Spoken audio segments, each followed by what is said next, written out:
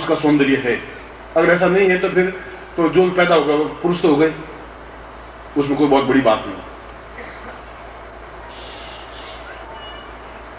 और आज इतने वर्ष बीतने के बाद भी जो मन में एक उमंग है, उत्साह है, और उसके बाद वह साधना मुझे कहीं मिली भी नहीं, और मुझे एहसास हुआ कि वास्तव में वेद व्यास ने जो लिखा उस धारा के बारे में या राधा के बारे में या कृष्ण के बारे में कितना काले होता हुए भी अपने आप में इतना सम्मोहित कि सैकड़ों गोपिकाओं को एकदम प्रेम में बना दिया, प्रेम सिखा दिया, उसको अपने समान बना दिया, अपने जैसा अनुरक्ति बना दिया, उस कुरूप वृषभानु की लड़की को एकदम सौंदर्यमयी बना दिया।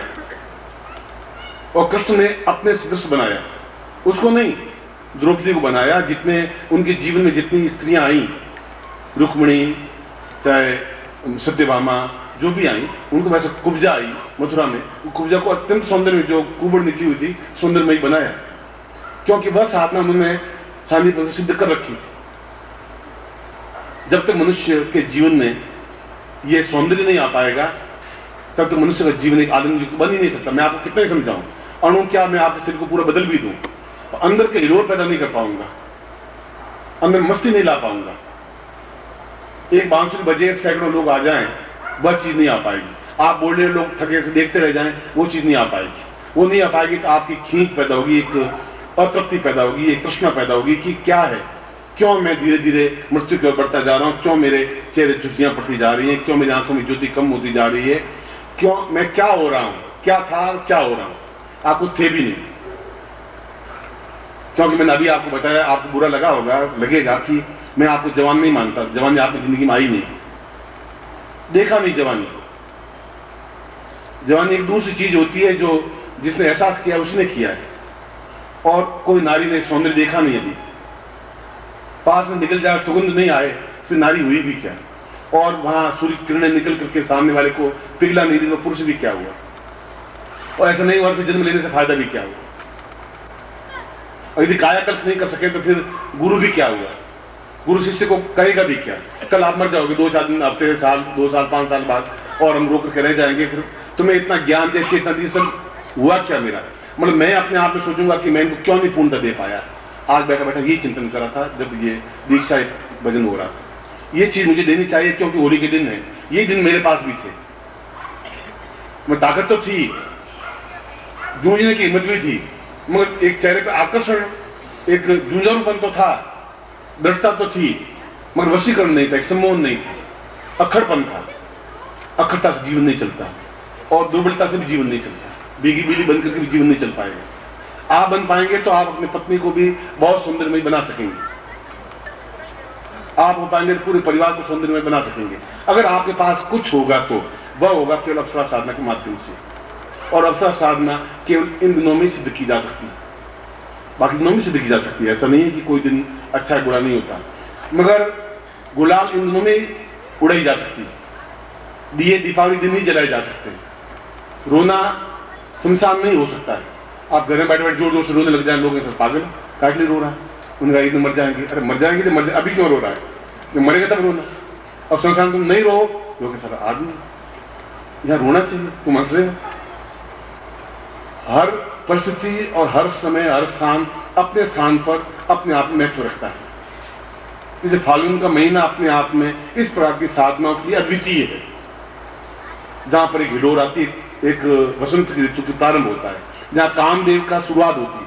वसंत का मतलब कामदेव, वसंत का मतलब रति, सौंदर्य की साकार प्रतिमाएं तो रति है, इसे राधा को रति कहा गया, कृष्ण को कामदेव कहा गया, इसलिए कहा गया कि उनमें वह सौंदर्य था। उस सौंदर्य को मैंने एहसास किया, भोगा, देखा, और उसके बाद में एक अप्सरा नहीं फिर तो 4, 6, 8, 10, आज भी मैं जब ऑफिस में बैठा होता हूँ, घंटा 2 घंटा दरवाजा बंद कर बैठ जाता हूँ, तो पत्नी कहती है कि हो गई बातचीत पूरी कंप्लीट, सही हो गए, अब भोजन कर लो। भाई मैं तो बैठा लिख रहा था, हाँ आप लिख रहे थे, मुझे मालूम। आज भी वो और नारी होगी, वह पसंद करेगी नहीं, वह संभव होगा नहीं। मैंने कहा भाई दरवाजा बंद करके कौन सा मैं कोई बहुत गड़बड़ कर रहा था, कोई गलत तो कर नहीं रहा था, अब करूंगा भी क्या, जब टाइम था तो किया नहीं, अब क्या कर पाऊंगा। नहीं 2 घंटे और आप बैठ जाइए अंदर थोड़ी, मुझे मालूम है सब कुछ। और मैं कहता हूं कि ऐसा सिद्ध किया है, और मैं इस बात में एक तृप्ति महसूस करता हूं। इसलिए नहीं, जो जीवन की आवश्यकता होती है वो अपने आप प्रदान करती ही है, क्योंकि वो अप्सरा एक योनि है, एक स्थिति है जो सब कुछ प्रदान ही करती है, लेती कुछ नहीं। व्यक्ति को यौवन देती है, उसको ताकत देती है, पुरुषार्थ देती है, पौरुष देती है, प्रबलता देती है, चेतना देती है, एक वृत्तता को दूर उठा करके क्षमता देती है। वो नारी दे सकती है, मगर वो नारी हो, वो सौंदर्यवान बने, वो सौंदर्य युक्त हो, तब ऐसा हो पाएगा। अगर वो सौंदर्य आप देख सकें, यदि वो यौवन का वेग देख सकें, तो आप वृद्ध नहीं है, आपका मन वृद्ध हो गया है, आपका शरीर वृद्ध नहीं हो सकता। यह कायाकल्प में परिवर्तित हो सकता है। इतने कुरूप स्त्री को भी सुंदर बनाया जा सकता है, इतने कुरूप कृष्ण को भी सौंदर्यमय बनाया जा सकता है। कृष्ण अपने आप में जन्म से बहुत सौंदर्यवान नहीं थे, अद्वितीय नहीं थे, एक महापुरुष थे। महापुरुष जन्म से कोई महापुरुष नहीं होता। बंदी खाने में, जेल खाने में पैदा होने वाला महापुरुष नहीं मिल सकता। वह तो उनके कार्यों के माध्यम से उस सांदीपन के आश्रम में आकर के सीखने के बाद में कृष्ण अपने आप में अद्वितीय योग पुरुष बने। मैं अगर ग्रस्त होता तो एक लेक्चरर होता, हेड ऑफ द डिपार्टमेंट हो जाता, अब रिटायर्ड हो जाता आराम से, 92 में रिटायर्ड हो जाता और पेंशन मिल जाती, घर में बैठा रहता, पत्नी बच्चों को पाल, मगर वो जीवन का कोई सहारा नहीं रहता।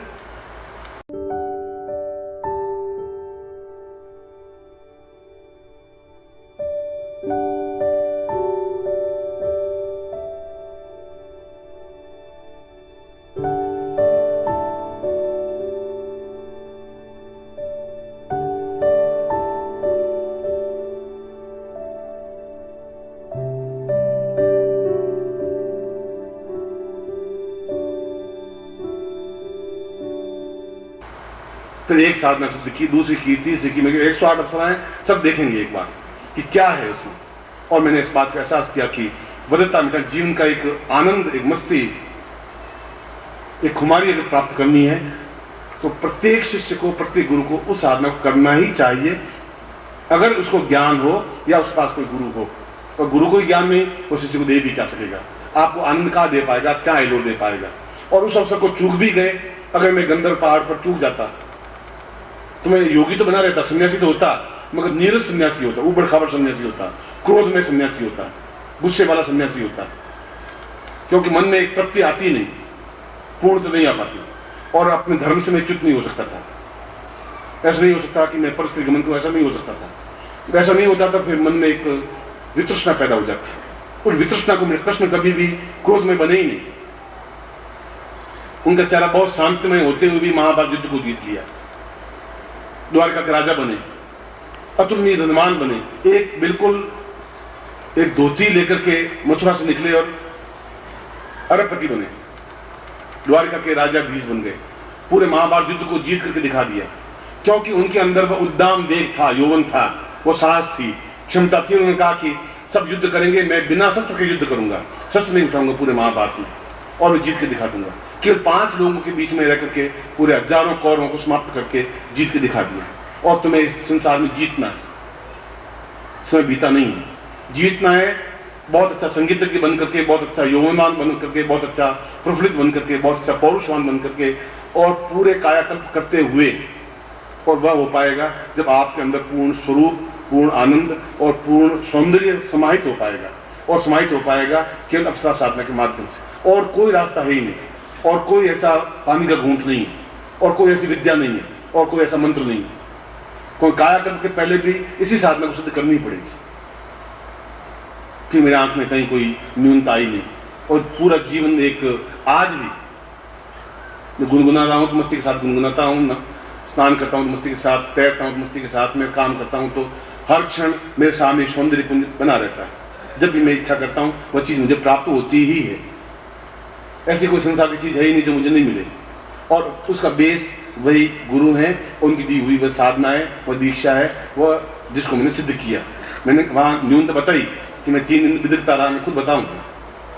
मैं खुद अपने आप में एक कॉम्प्लेक्स माइंड में आया कि ये मैं क्या कर रहा हूँ, क्या मैं पत्नी के साथ धोखा कर रहा हूँ, क्या परिवार के साथ धोखा, क्या मेरा सन्यासी जीवन के साथ धोखा कर रहा हूँ, क्या ये वेद व्यास में लिखा वो सब गलत है, क्या कृष्ण वास्तव में बहुत कुरूप थे, क्या राधा बिल्कुल ढंगी थी, वह इतनी सौंदर्यवान कैसे बनी, और सौंदर्य नहीं है तो जीवन क्या है, फिर मैं कायाकल्प कर कैसे पाऊंगा।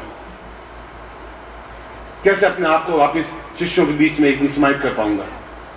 आप जाएंगे, आपके बाद में एक और नए शिष्य आएंगे, फिर उसके बाद सन्यासी आएंगे, शिष्य आएंगे, उन सन्यासियों के बीच में उसी सन्यासी वेग के साथ खड़ा हो पाता हूं।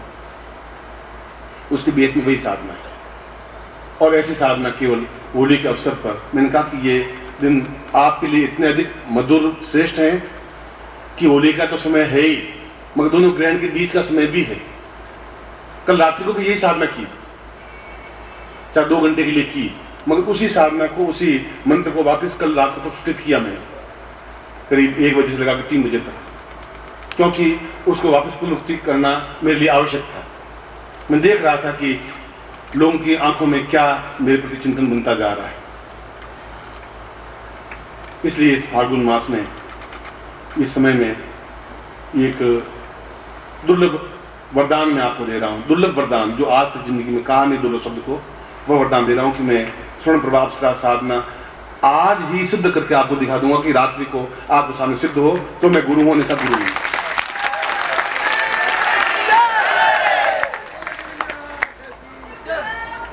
और उसी साधना के माध्यम से, जिस साधना को मैंने गंधर्व स्वामी से प्राप्त किया, उसी साधना, उसी मंत्र के माध्यम से मैं उस मंत्र में छुपाऊंगा जो सान्निपन से परंपरा पड़ी, और सान्निपन ने जिस मंत्र से कृष्ण को सौंदर्यवान बनाया और कृष्ण के द्वारा जिस प्रकार से मंत्र आगे बढ़ता हुआ उन गुरु जी के पास पहुंचा, मेरे पास आया, ठीक वही मंत्र, उसी परंपरा, उसी धागे को लेता हुआ मैं वही मंत्र, वही प्रयोग, वही दीक्षा, आज उसके बाद विश्राम करेंगे और मैं वो दीक्षा प्रदान करूंगा और संगीत सुनेंगे। मैं आपको फिर एक बार आशीर्वाद देता हूं कि आप जीवन में यौवनवान बने। देखें यौवन क्या है, देखें कि जीवन में सब कुछ कैसे प्राप्त हो सकता है। इस प्रकार नौकरी करने से कुछ नहीं मिल पाएगा, इस पर व्यापार करने से कुछ नहीं मिल पाएगा, बाल नोचने से भी कुछ नहीं मिल पाएगा, वृद्धता ही आ पाएगी। और मैं तुम्हें वृद्ध देखना चाहता भी नहीं है, मैं तुम्हें यौवनवान, उद्दाम, यौवन तरंग के रूप में देखना चाहता हूं। ऐसी मेरी इच्छा है और ऐसा ही देखना चाहूंगा, और इसीलिए आज का दिन आपके लिए वरदान स्वरूप है मेरी तरफ से और ये भेंट मेरी तरफ से। मैं आपको आशीर्वाद देता हूं।